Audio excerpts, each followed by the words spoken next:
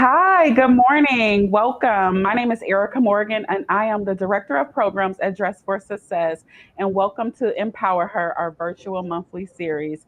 Today's conversation is about defining success, and I am so excited to have this conversation with two phenomenal women, two really, really great women in my life as well, Michelle Hurley and Cassandra Binkley. Welcome, ladies. Thank Good you. morning. Hi. Hi, Michelle. Good morning. How are you? I'm doing well. How are you? Fabulous. Glad to be here today. I'm glad to have you. Cassandra, are you ready? I am ready. Excited to have this conversation. Let's go. Awesome. Me too. It's going to be really great. So we are just going to go ahead and dive right in. I want to, out throughout the conversation, I'll drop a few gems for the chat and let people know that are tuned in. We would love for you to eventually in the chat, there will be a link that you can sign in and just let us know that you are here. And we will randomly select one person to win a prize for just filling out that registration form. So, Cassandra and Michelle, let's dive in. Okay. All right. How do you personally define success in your life? And has that definition evolved over time? And Michelle, we'll start with you. Okay. I define success by having a confident sense of accomplishment.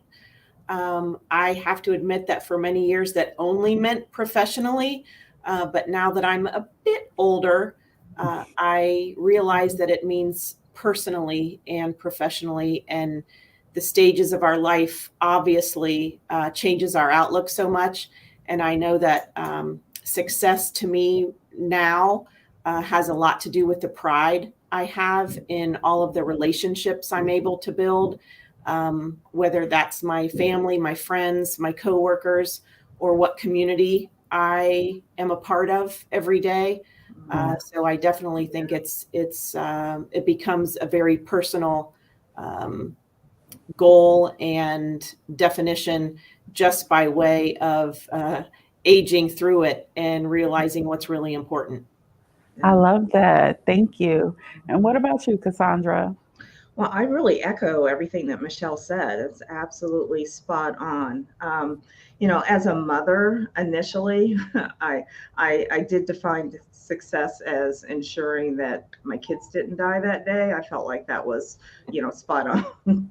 but really, I always wanted to have a significant role in changing or helping others, and with helping others, success is always part of that equation. So making sure whatever I'm doing is having that success top of mind, and being having meaningful relationships. That's really what I have focused on. And again, I think as I have gotten older, that's just only increased more. So, yeah. Oh, yeah. Awesome. Thank you for that. Mhm. So, then next, do you feel that society's definition of success differs for men and women? And if so, how? Yeah. I Cassandra. oh, that's okay. Well, Cassandra. Well, yeah, I'll jump in and I'll say yes. Yes, I do so. I believe so. For men, not that I think that, or don't think that certain groups of men have their struggles, because I do.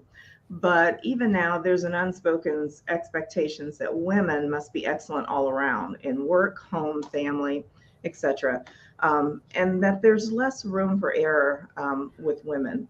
We often wear many hats, and sometimes more than one. So I do think that there are some differences. I do believe that there's change. There's lots of different conversations that are happening now, more so I think 30 years ago, when I was first graduating from college and starting out. But I do think that there are some differences for sure. Yeah. What about you, Michelle? I loved this question, and I do agree with Cassandra. I got stuck on the word society here, and Hmm. I Yeah. um, thought a lot about what society is, or what my society is. And if we surround ourselves with the right people and like-minded people, I think that definition blurs a little bit. And obviously we have tons of work to do in making the rewards of equal work be rewarded equally. But I also think that if we work every day to surround ourselves with people who have the same goals and aspirations that we do, I think we are minute by minute changing that difference. And that line is blurring quite a bit. So I think it just has to depend on what our society is and where we sit every day and what changes we're willing to make, and hopefully matching ourselves with people that want those same changes. So I have the benefit of working for a very long time with a male vice president and general manager locally, and then also a male president and CEO, whom I adore both of them. But I think the opportunities that I've been given in my role have been given me a wonderful place to grow, and I know that they're out there. And so my society allows me for that environment to not have such a difference between men and women. And I love that. And I would hope that we can make that a more common theme throughout business, no matter what industry we work in every day. And like Cassandra said, we've come leaps and bounds in just one generation, right? So hopefully that will continue to change and become more equal for all of us. I love how you played on society and turned it into my society, and surrounding yourself with like-minded individuals. I love that. Thank you for sharing that, both of you. So then the next question that I have is, why do people feel that success means corporate work and business suits? Where do we think that process stems from? A lot of people feel like, oh, well, if you're not in a business suit, you're not really successful. Why do you think that? Yeah. And we'll start with either ladies. Yeah, I was going to say, I think that we've always seen suits, so banking, insurance, office jobs as being professional, while trade work and the service industry as being less positive. So I think for many persons of color, there has been a history of only those types of jobs were available, and were usually lower paid and had lower esteem. If you had a job where you had to dress up and not get dirty, that was thought to be very positive. So today, while that mindset is changing, there's still that underlying history. So I think it's, we are changing. I think there's a lot, entrepreneurs are changing that quite a bit. And there's just as many entrepreneurs as there are people working in corporate America. And so, again, another area where I think society in general has really, really grown and changed and is evolving in a positive way. But there is still, there's still the mindset. So when you talk to even high school kids or college kids, everyone wants, they have an idea of, what that professional job looks like. And so they all want to go into the careers that are more like the doctor, lawyer, those kind of business careers. And because there isn't necessarily that positive idea of what maybe something that isn't wearing a business suit looks like every day. So there's a lot there on that, but I think it definitely means different things to different people. I agree. What about you, Michelle? I would only add that I would be shocked and am shocked anytime I see somebody walk in our building in a suit. It just doesn't happen anymore. And I guess I'll be the first one to mention the pandemic. I think that has changed a lot of the requirements or the expectations these days. Yeah. But obviously, with all of the different industries available, with, as you mentioned, the trades, haven't we wonderfully started to recognize first responders and those frontline people who are so successful and make such an impact in the medical field, and even blue collar business owners? I mean, I really do think it's so rare these days to find someone in a suit or the expectation that that's what you would wear, even in the banking and insurance agencies. And that may have started way back in the 80s with our casual Fridays, right? Yeah, I agree. Suits are I haven't seen a suit on someone in quite some time, but there's still that professional dress, right? You know, there's that attire in a lot of businesses. So yeah, suits, right. Even for interviews, you wear a jacket maybe, but not a ton. So that's true. That's very true. At dress, it's rare that a woman comes in and says, I need a suit, right? And so our style sessions are designed to really meet her needs in whatever her fashion is now. Pre-pandemic, a lot of women were wearing suits, but it's a thing of the past. And so I love that me wearing a suit doesn't make me look or feel successful, right? And you don't have to wear a suit to be successful. And there are a lot of successful people that have never worn a suit. And so I love that. Be you and flourish. I love that. Thank you both. So Michelle, we're going to direct this question to you. What are some of the biggest challenges women face when it comes to achieving success, and how can we overcome them? I also love this question. And I would challenge everybody to answer these questions on their own as well, because I actually could say that I think sometimes we are our own biggest challenger. And I think it comes down to, and I'm only speaking personally, of fighting a feeling of guilt if we're not focusing enough time in all of our different worlds. I think that I once realized and try to live by the mantra that if I'm 100% where I am, I'm going to be much better off. And I just hit my chair. I'll be much better off in just focusing 100% where I am.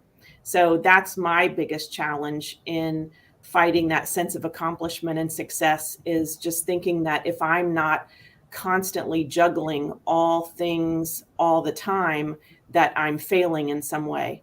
But when in actuality, focus on one thing at a time, get that progression as far as you can, and then be okay with leaving that for a minute while you focus on something else. But I think if we try to do all the things all the time, we're really missing an opportunity to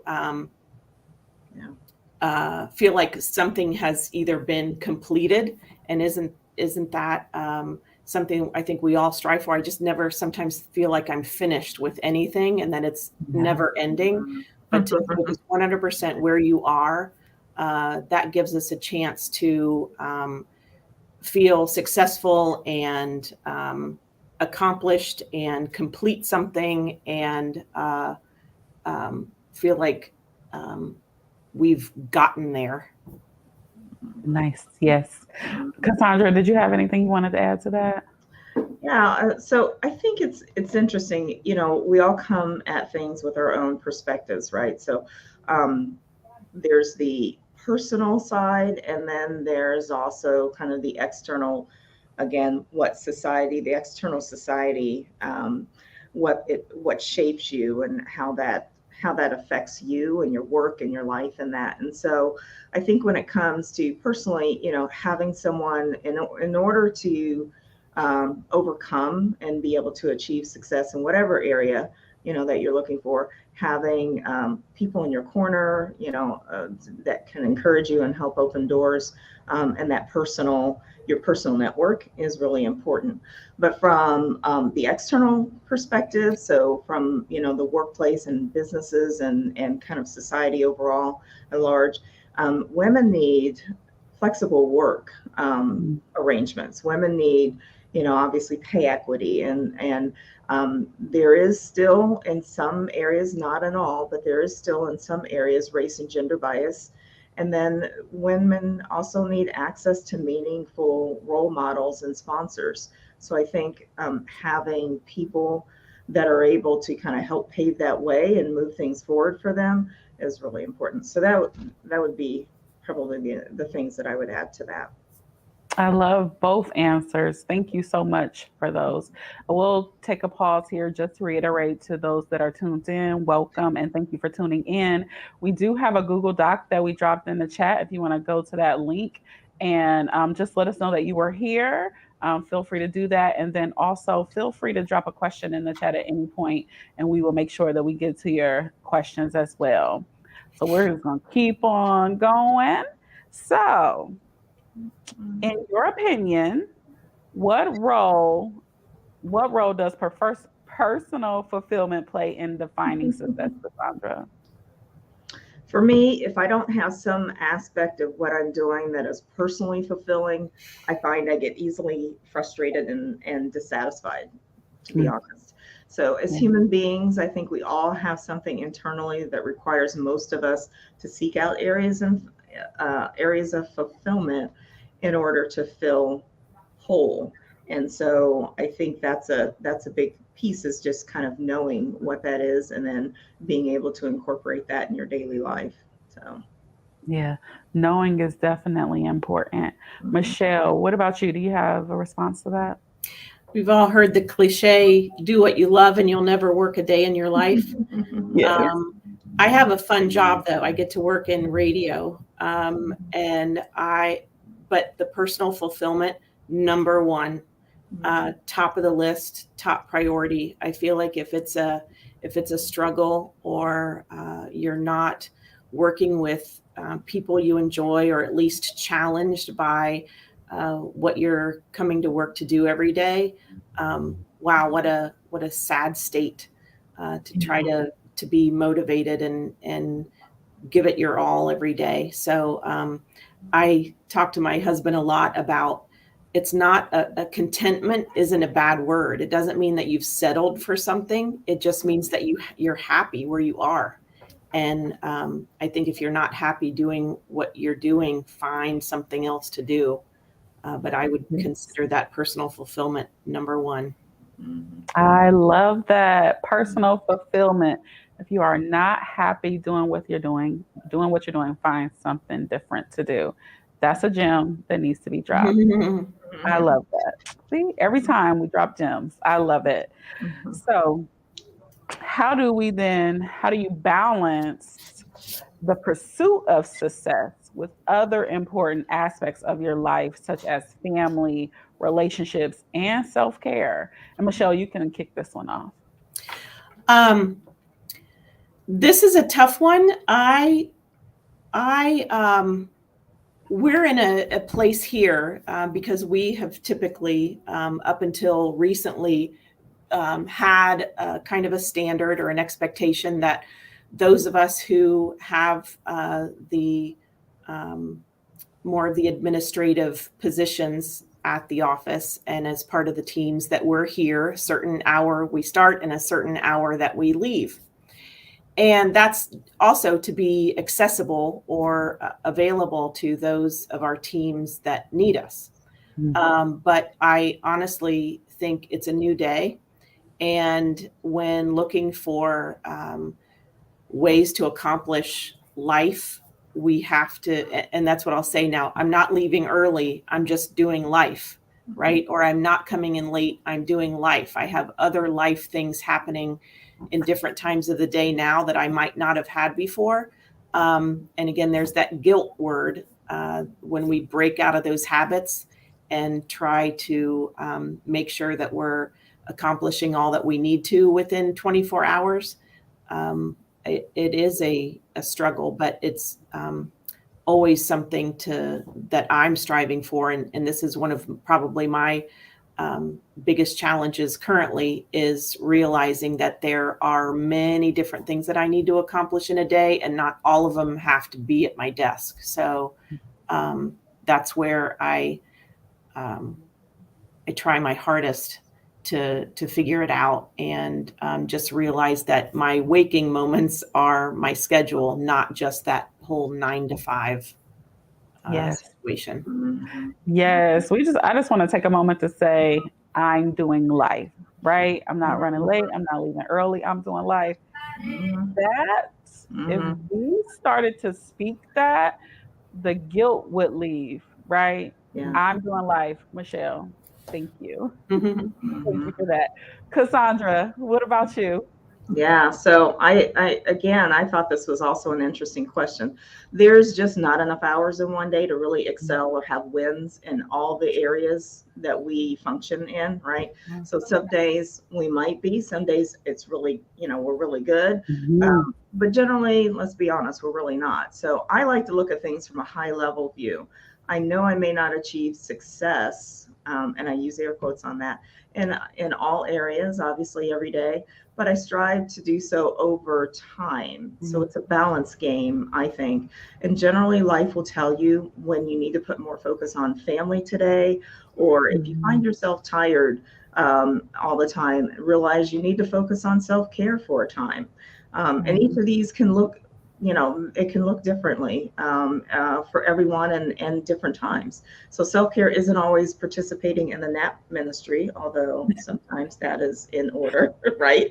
Amen. But it can also mean, you sit down and read that book you've been wanting to for so long, Yeah. or you work on a craft you've put aside for months, because those are fulfilling things, right? Those are things that create you and make you who you are. Or you take a walk. And shout out, by the way, to the importance of walking every day as a daily habit, especially in our fast-paced world. And for those of us who have sedentary or even monotonous jobs, it's important to move our body and grounding it with the earth. So that just helps kind of bring some balance in life into our lives. But absolutely, that's just, yeah, that's what I think is, it's more of a high level view, and I look at things kind of with that 50,000 foot view. I love that. And shout out to Nat Ministry. Thank God for it. Absolutely right. It is real. It's I real. am the head of the Nat Ministry. That's right. Shout out to the It's a Nat Ministry. beautiful Thank you for thing. that. I love that. Oh, looks like the chat is starting to pop, but still no questions. So we'll keep diving in. Yeah. So, Cassandra, we'll actually start with you with this one. Have you ever had to make sacrifices in order to achieve success? And if so, what were they? Yeah, this is a really interesting question for me, because, when I think of sacrifice, I think of like you gave up something to get something else, or you had to lose something in order to gain something. And in my life, I've really tried to be very intentional and thoughtful about everything I do. So I worked for several years. I graduated from college, worked for several years. Then I stayed home with my children for several years. But when I returned back to work, it was almost like starting back again from college, with really none of my prior work history being recognized. But I Mm, don't have any regrets, because what I did was right for me and my family at the time. yeah. When I was home with my kids, I got very involved in community work. I took on a variety of leadership roles, and I also did HR consulting work too. And all those things really helped give me a foundation for the work I do today. So, was it a sacrifice? Some would say I missed out on building my career in my 30s and 40s when many other women were climbing the ladder. But I don't, I beg to differ. I think everybody's experience is different. And Yeah. so making sacrifices, I think I just did things maybe in different orders than other people did. And, it worked out for me in the way that it was meant to be. And, obviously the story's still being written. Yes. And you were doing life your way, I and it was worked. alive. I love that. Michelle, do you have anything you want to add here? I was right along the same line as Cassandra. Because I think in the really, as I look at a sacrifice that I made, the only thing I could even think of was that in order to get a promotion, I moved 900 miles away to work at one of our other markets in my mid-20s, and that was a huge step for me as an only child and just a few years out of college to move away from my family. But as I looked back on it, it gave me the opportunity to even move further along and move back home just a few years later. And so I almost consider it a gift. It let me spread my wings a little bit. I still have dear friends from New Hampshire that I am still in touch with today. And so was it a sacrifice? It may have felt like it at the time, but in the end, really probably a gift. Yeah. Love that. I love that. Come on, ladies. All right. I'm going to ask you another question. Then it looks like there's questions in the chat, so we'll get to those as well. So, how do you measure success? How do you measure your own success? And do you believe that external recognition or validation is necessary for success? And Michelle, you can start. Well, I can never say that, don't we all appreciate a pat on the back or a thank you? Right. And we should all realize we need to do it more often. And recognize team members and let other people take credit where credit is due. But I don't know. I think that I feel successful because I work in an industry that I love. It gave me access to incredible people, and I've just, Erica, we've known each other for a few years. Just meeting Cassandra and working with the dress group recently, I've been introduced to so many fantastic women to be able to network with and bounce ideas off of.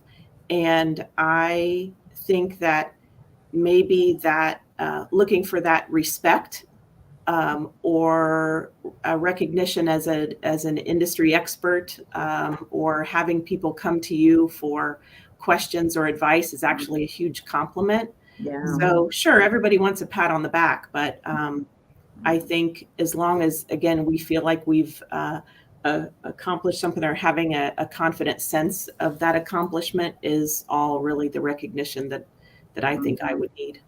Right. Yes. Love that. Love that. Yeah. So I would say, to answer that question, I agree really everything with what Michelle just said. Like most people, who doesn't desire, validation and recognition from others? And I'm a huge fan of give me my flowers now, please. I want to know. But I also, at the same time, I try to stay centered on what I know to be truth, regardless of the accolades. And remembering this helps to keep me grounded and sane. So I can't live being stressed out about why so-and-so didn't offer validation or accolades, because when you, to Michelle's point, when people are coming to you for questions or advice or guidance, that is a sense of, they trust you and they trust what you have to say, and they believe in you. And so that's a form of an accolade and validation. So, but I try to position myself and think about things, and I do the work because I desire to do the work, regardless of, what someone else is going to say. It's important. It definitely is. But for me to get up every single day and come to work and do what I do, I have to want to be able to do it because I believe in the work that I do. And I do. Yes, I love that. I love it. So it looks like there's a question that says, has your journey to success been judged by others? And how did you navigate that? So either of you can take a dive at that.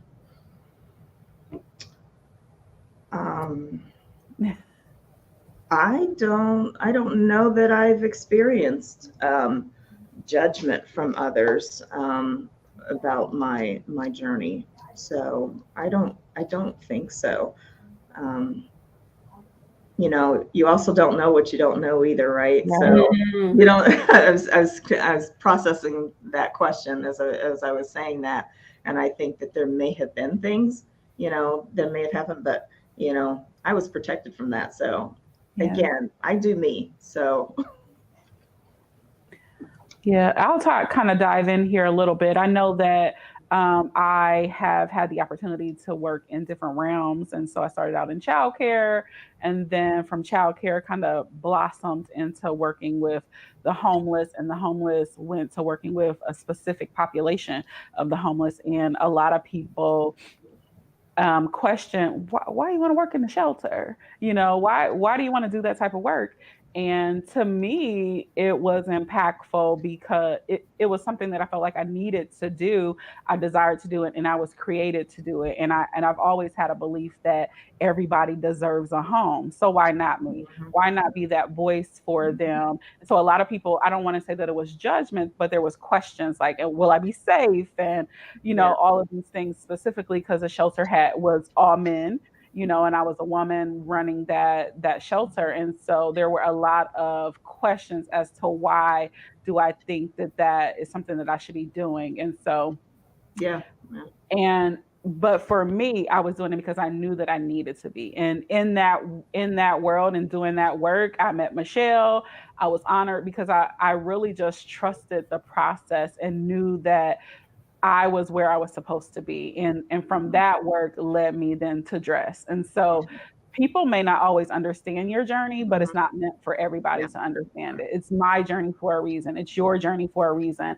And so though they may not understand it, they don't have to. Yeah, I guess when you mentioned that, that did make me think. There were some people that wondered when I quit my job to stay home. Wondered about that. It's like, why are you doing that? And why are you kind of stepping out of the career and workforce? And but like you said, it was the right thing for me and my family at the time, and so that's what it was. But I did have, I guess that was a time where I did have people, and it wasn't an outright judgment, but it was a question of like, you sure you're going to do Mhm. that? You got a degree. Yeah. Why are you going to stay home? Kind of. Right. Right. And it's okay. You don't have to understand, but Right. offer support. And if you don't understand and don't want to support, that's okay. But you don't always have to voice your opinion, especially unsolicited. So I Mhm. love I that. would add that remember the whole surrounding yourself with like-minded people too. So Yes.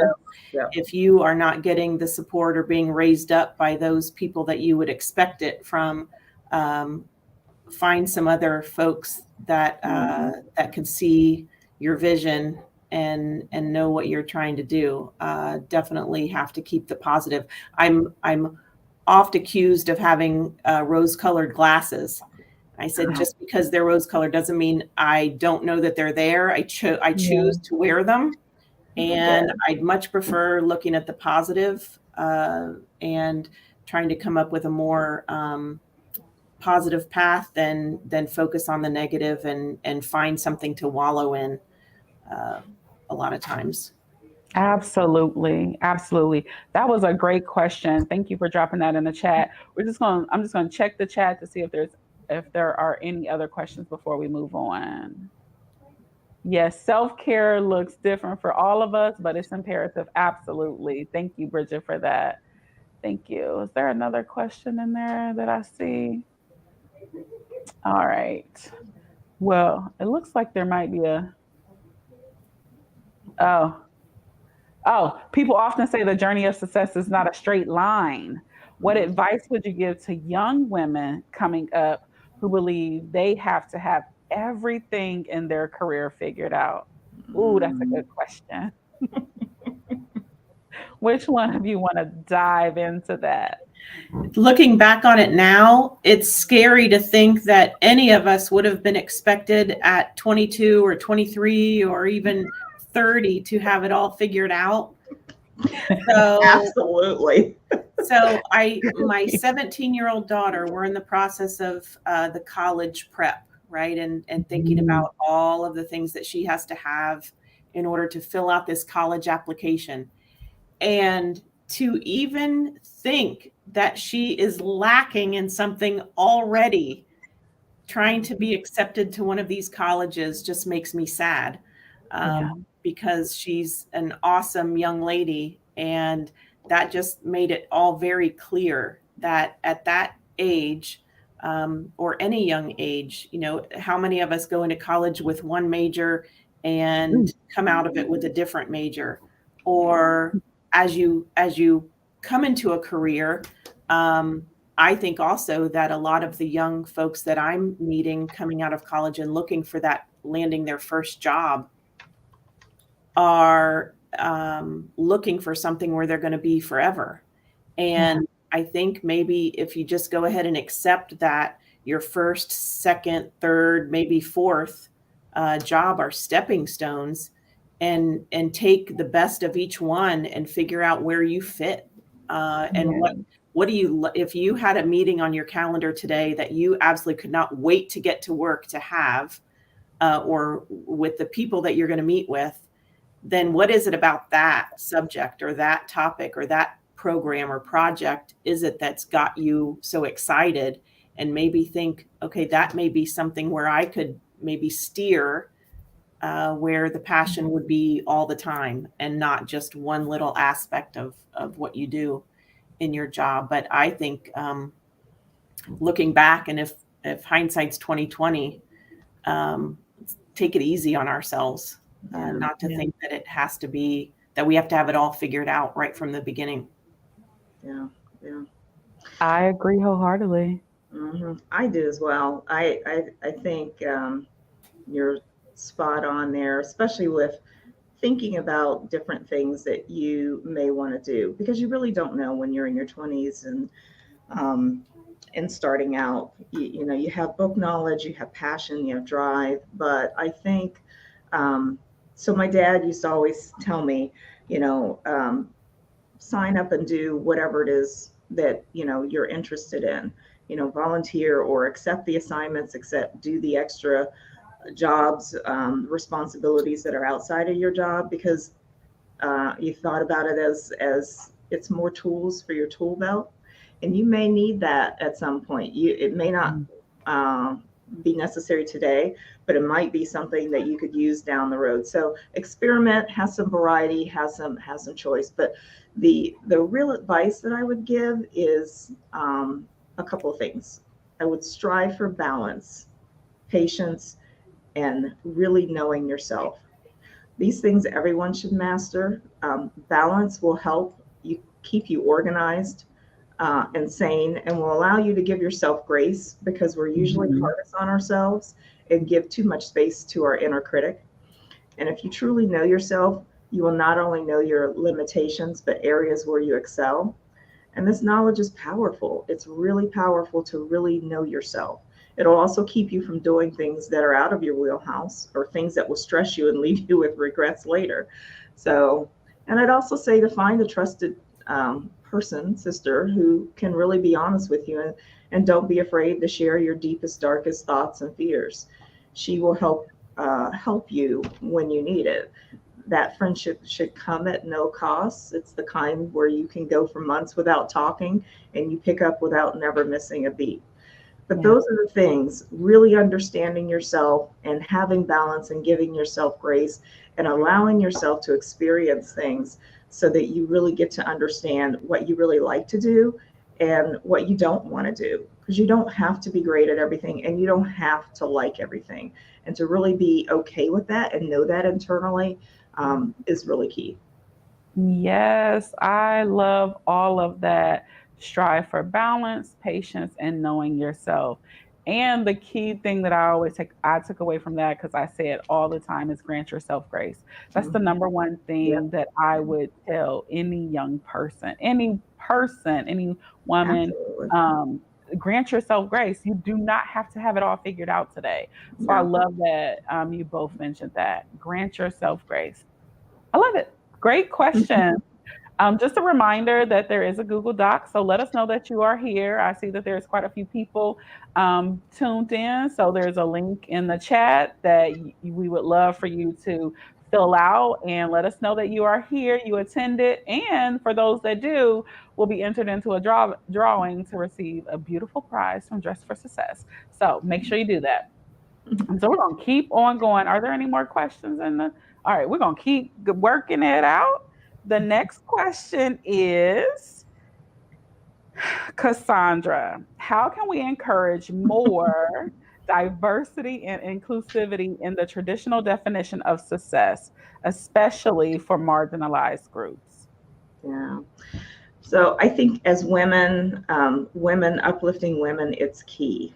So if we make a habit of paying it forward to one another, we all win. That's it. Everyone wins, not just women, but everyone wins.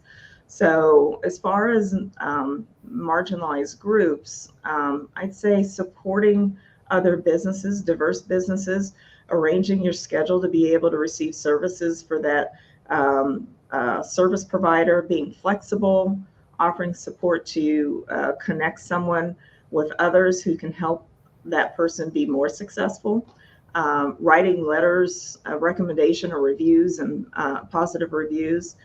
And I think most importantly, don't wait to be asked. Initiate help.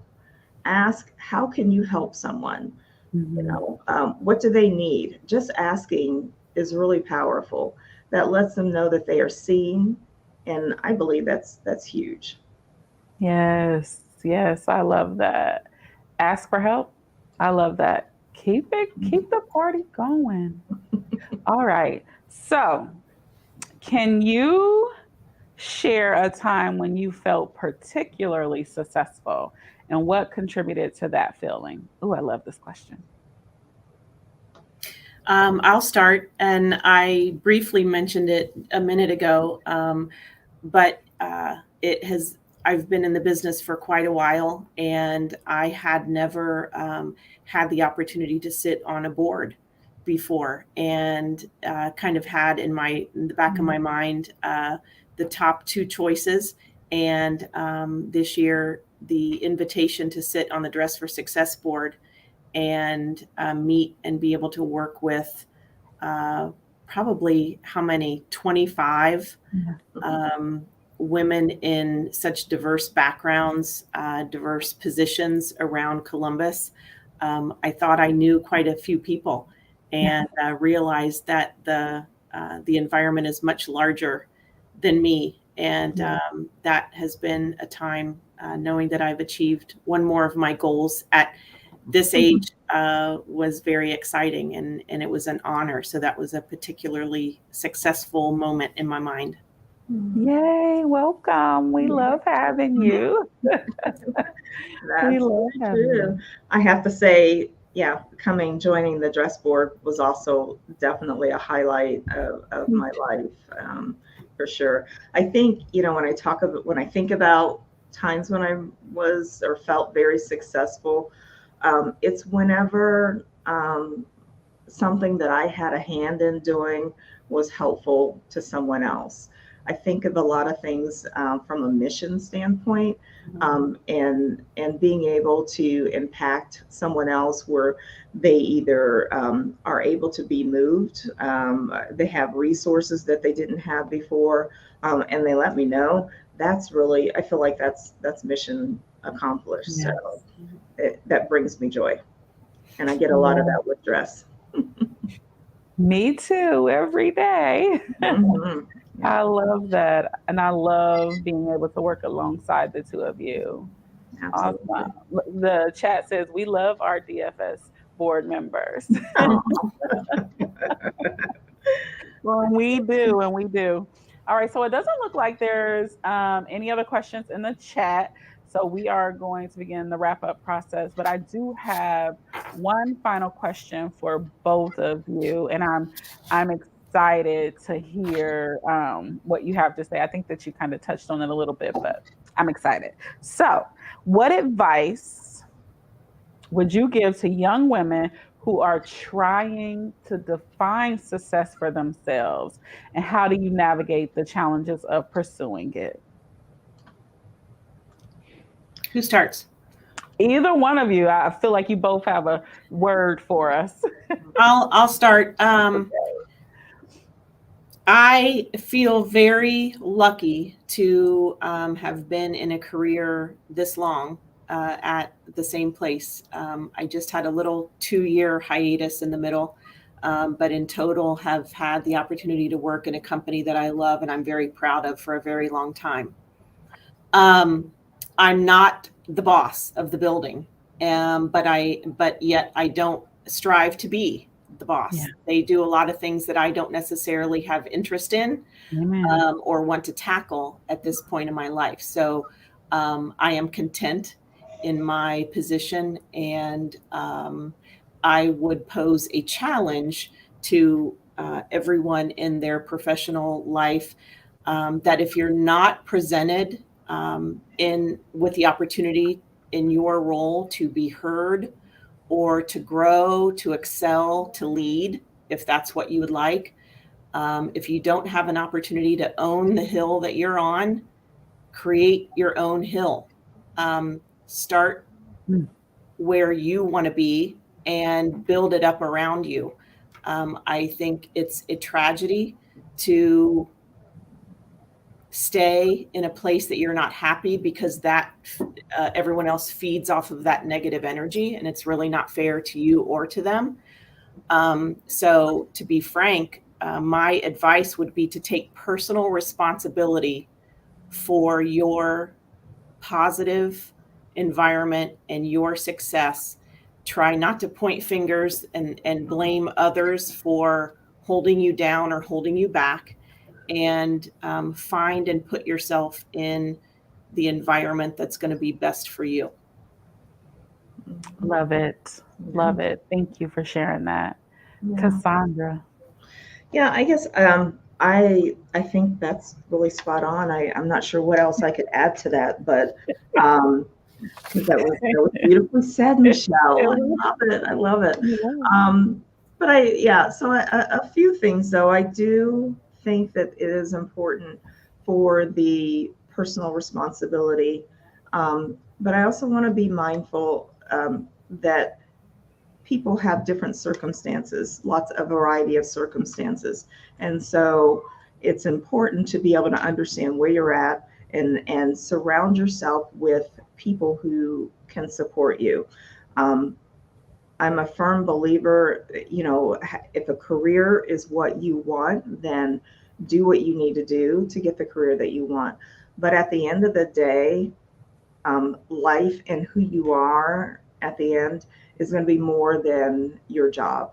It'll be more than the work that you did for a company if you were there 2 years or if you were there 50 years. And so I would focus on how do you make yourself a content person in general, because when you're content, you will be okay in no matter what environment that you're in, wherever you are, at work, at home, with your family, in the community, wherever you are. So finding the things, if you're in a job that you don't like, it may not be as easy to pick up and go get another job. That might take steps for you to work on that, but there can be things that you can do outside of your job. If you don't have a voice at your job, there are things that you can do outside of your job, on your own, things that you can do from a personal fulfillment aspect, where you can kind of get that joy and begin to build that confidence and contentment in there.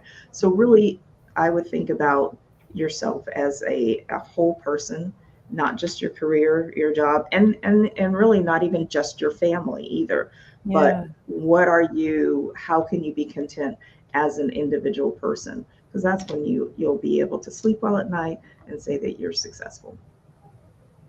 How can you be content as your individual person? Come on. This was awesome. Thank you so much. I feel even a little bit more successful after this conversation. I appreciate you both greatly. I thank you for taking time out of your busy schedule, your very busy schedules, to have this conversation with me. And thank you for everyone that tuned in. We are excited. Dress for Success has so much stuff going on. And I'm just going to drop a little promotion right here that we are currently accepting applications for our Women to Women mentoring program. So if you are looking to be a mentor or you are in need of a mentor, now is the time. You can come on to our website at dfscmh.org and submit your application, both to be a mentor to pour into somebody's life or to be a mentee to get poured into. And I will tell you that every woman needs a mentor.